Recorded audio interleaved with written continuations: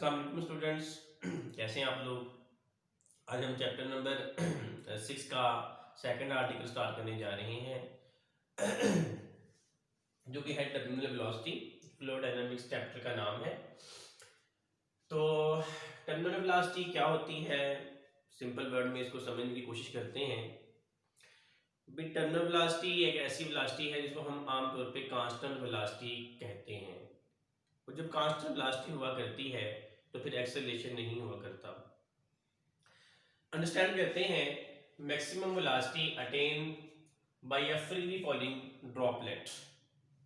Actually ऐसा होता है, आमतौर पे देखने में आया है कि आपके पास जैसे कि रेन ड्रॉपलेट होते हैं या फॉग ड्रॉपलेट होते हैं, ये सस्पेंड हो जाते हैं एयर के अंदर। ये एक्चुअली सस्पेंड क्यों होते हैं? क्योंकि इनके ऊपर एक एक ड्रैग फोर्स अमल करती होती है। उसी ड्रैग फोर्स के मतलब बात करेंगे। और ये टर्मिनल वेलोसिटी कितनी वेलोसिटी होती है इसके अबाउट भी हम यहाँ पर इस आर्टिकल के अंदर बात करेंगे। तो maximum velocity attain bye a freely falling droplet through a viscous medium. Viscous medium viscosity के बारे में हमने फर्स्ट लेक्चर में देखा था कि विस्कस मीडियम क्या होता है।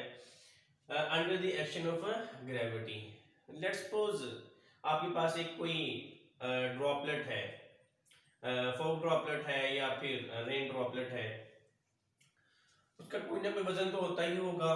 तो हमने एक फिगर छोटी सी बनाई है। इसका मतलब है कि उसमें उसका अपना वेट डाउनवर्ड है, बट यहाँ पर उसकी वेलोसिटी 0 होगी। लेकिन जो ही उसने मूव करना स्टार्ट किया, जब वो मूव करता है ड्रॉपलेट, तो हम देखते हैं कि उस पे ऊपर उसका अगर उसका वेट डाउनवर्ड है तो उस पे लगने वाली एक फोर्स अपवर्ड भी है, उसको हम क्या कहते हैं, ड्रैग फोर्स का नाम देते हैं। जो लास्ट आर्टिकल में ड्रैग फोर्स बच्चों आपके पास बराबर होती है Fd is equal to 6 pi eta R into V. ये हमने जो फर्स्ट आर्टिकल पढ़ा था उसके अंदर भी हमने इसको डिस्कस किया था कि स्टोक्स लॉ के अबाउट इसको हमने बात की थी। लेकिन जो ही ये मूव करना स्टार्ट करता है तो हम देखते हैं कि इसके ऊपर एक ड्रैग फोर्स भी अमल करती है। और एक पॉइंट देखिए, यहाँ पर शुरू में मैंने यहाँ पर इक्वेशन लिख दी है। इसको अगर आप गौर से देखें, mg minus F D is equal to M A, यानी कि इसका मतलब क्या है, कोई ऑब्जेक्ट मूव कर रहा है, लेट्स सपोज। तो जब कोई ऑब्जेक्ट मूव करेगा, उसका हर ऑब्जेक्ट का कोई ना कोई डाउनवर्ड उसका अपना वेट तो होगा ही।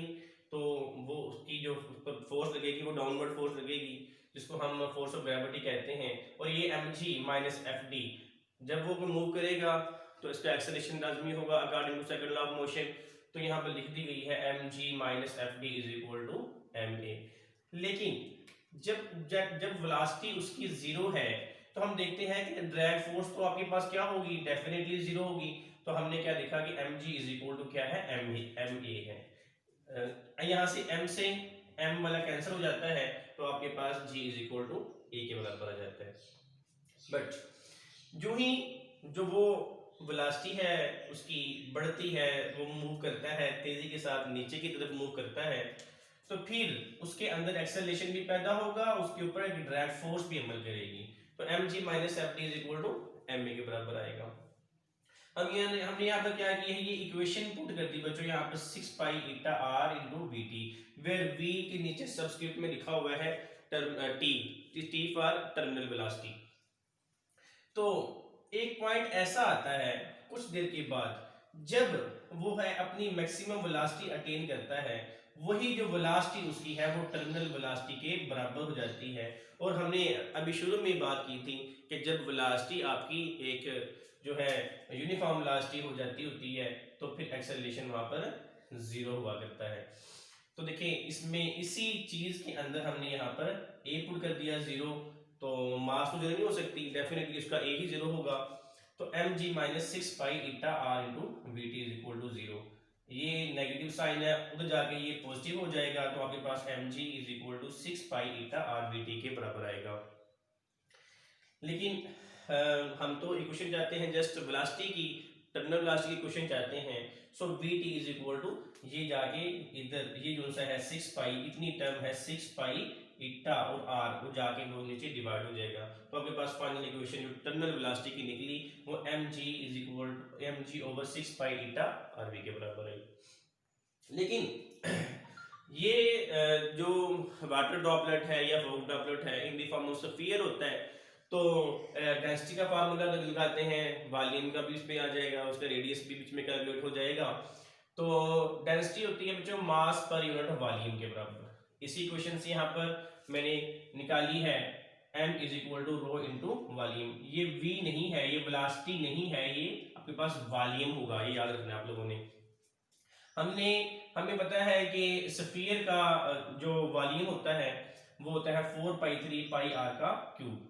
जस्ट वैल्यू पुट कर दी, और फिर इस स्टेप के अंदर हमने ये जो हमारे पास इक्वेशन है V T is equal to M G over 6 pi eta R V T, इसकी जगह देखें आपके पास ये जो टर्म है m है, इसकी जगह हमने ये वाली इक्वेशन को एज इट इज पुट कर दिया।